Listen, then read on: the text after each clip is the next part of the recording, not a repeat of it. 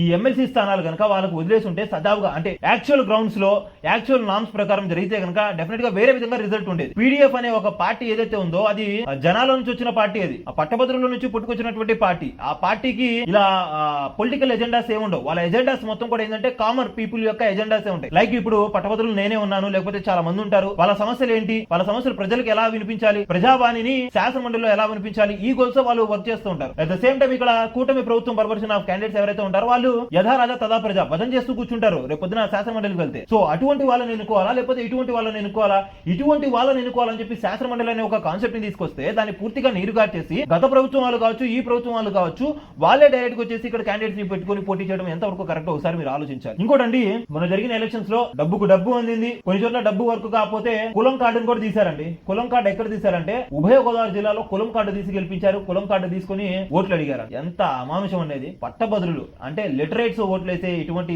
Election లో మీరు కులం కార్డులు తీసి వాళ్ళని స్ప్లిట్ చేయడం ఎంతవరకు కరెక్ట్? సరే మిమ్మల్ని మీరు క్వశ్చన్ చేసుకోండి అంటున్నారు.